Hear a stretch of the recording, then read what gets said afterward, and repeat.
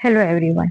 आज हम बात करने वाले हैं भारतीय साक्ष्य अधिनियम 2023 के एक इम्पॉर्टेंट पार्ट के बारे में, दैट इज मोटिव, प्रिपरेशन और कंडक्ट, जो सेक्शन 10 से 14 तक कवर किया गया है। ये टॉपिक जुडिशरी एग्जाम के लिए बहुत इंपॉर्टेंट है, तो चलिए शुरू समझते हैं।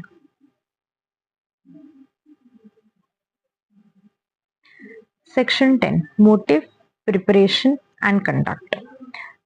सेक्शन 10 कहता है कि किसी भी क्राइम या एक्ट के पीछे की मोटिव, प्रिपरेशन और कंडक्ट रेलेवेंट होती है। मतलब इनको कोर्ट कंसिडर कर सकता है। मोटिव मतलब किसी का कारण से क्राइम करना, जैसे पुरानी दुश्मनी।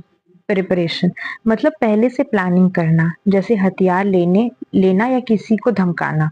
कंडक्ट मतलब किसी व्यक्ति का व्यवहार पहले बाद में क्राइम के दौरान। एग्जाम्पल ले तो अगर ए ने पॉइजन खरीदा बी को मारने से पहले, तो ये प्रिपरेशन दिखता है। अगर ए ने बी से बदला लेना है तो वो मोटिव बन गया। और अगर मर्डर के बाद ए शहर से भाग गया तो वो उसका कंडक्ट शो करता है। Case law, state of Maharashtra versus के मोहन। इसमें कोर्ट ने कहा कि अगर मोटिव और प्रिपरेशन प्रूफ हो जाए तो कन्विक्शन हो सकता है बिना डायरेक्ट एविडेंस के भी। Section 11 facts explaining relevant facts.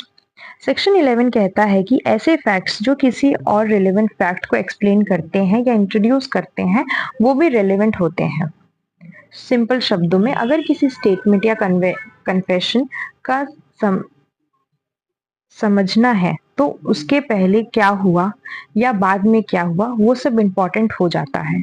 For example, अगर अक्यूज्ड ने पुलिस में के सामने कन्फेशन दिया तो ये जानना भी इम्पोर्टेंट है कि उसके पहले उसके ऊपर कोई प्रेशर तो नहीं था। सेक्शन 12 सपोर्ट और रिबूट इन्फेरेंस। सेक्शन 12 बात करता है ऐसे फैक्ट्स की जो किसी रेलेवेंट फैक्ट के होने या ना होने का प्रूफ या इन्फेरेंस दिखाता है। अगर किसी पर ये आरोप है कि वो क्राइम के वक्त वहां था और सीसीटीवी या फोन लोकेशन कुछ और ही दिखाए, तो वो फैक्ट रेलेवेंट हो जाता है।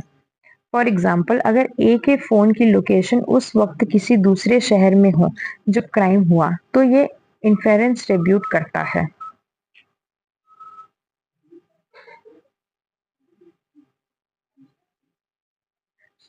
Section 13 facts relating to right और कस्टम। सेक्शन 13 उन केस में रेलेवेंट है जहां कोई कस्टम या राइट प्रूफ करना हो, जैसे किसी जमीन के ऊपर पानी लेने का हक या किसी समुदाय की रीति रिवाज। इसमें पहले के डॉक्यूमेंट्स, ट्रांजैक्शंस या कोर्ट डिसीजन भी प्रूफ के रूप में यूज किए जा सकते हैं। फॉर एग्जाम्पल, अगर गांव के लोग बारिश के पानी को एक तालाब में जमा करते आए हैं कई सालों से, तो ये उसका कस्टम साबित करता है। केस लॉ, गोकुल चंद वर्सेस प्रवीण कुमारी। इसमें कोर्ट ने कहा कि long term consistent acts custom को प्रूव करता है। सेक्शन 4 स्टेट ऑफ माइंड और बॉडी। सेक्शन 14 बात करता है मेंटल स्टेट या फिजिकल कंडीशन की, जैसे किसी का इंटेंशन, नॉलेज, गुड फेथ या दर्द की फीलिंग। ये फैक्ट्स इसलिए रिलेवेंट हैं क्योंकि वो बताते हैं कि व्यक्ति क्या सोच रहा था या क्या कंडीशन में था जब एक्ट हुआ। फॉर एग्जाम्पल, अगर किसी पर मर्डर का इल्जाम है और वो मेंटली इल था, तो उसका मेंटल इलनेस प्रूफ करना जरूरी हो जाता है।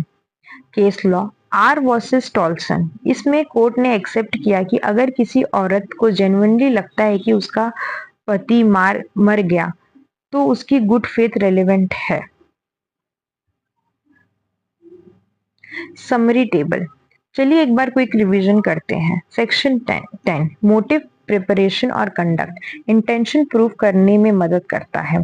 सेक्शन 11 जो फैक्ट्स दूसरे फैक्ट्स को समझते हैं, बैकग्राउंड क्लियर करते हैं। सेक्शन 12 जो किसी इन्फेरेंस को सपोर्ट या रिब्यूट करते हैं। सेक्शन 13 जब राइट या कस्टम का सवाल हो, पुराने रिकॉर्ड्स प्रूव करते हैं। सेक्शन 14 व्यक्ति का मन और शारीरिक स्थिति, इंटेंशन और कैपेसिटी समझने के लिए। ये सेक्शंस कोर्ट को हेल्प करते हैं सच्चाई तक पहुंचाने के लिए। तो दोस्तों ये था डिटेल एक्सप्लेनेशन सेक्शन 10 से 14 तक का भारतीय साक्ष्य अधिनियम के तहत। जुडिशरी एग्जाम के लिए ये कंसेप्ट बहुत इंपॉर्टेंट है, इसलिए आंसर राइटिंग में आप इस सेक्शन के इलस्ट्रेशन और केस लॉस के साथ कोड करें। अगर आपको इसका पीडीएफ या पीपीटी या एनिमेशन चाहिए तो कमेंट में बताएं। थैंक यू, मिलते हैं अगले वीडियो में।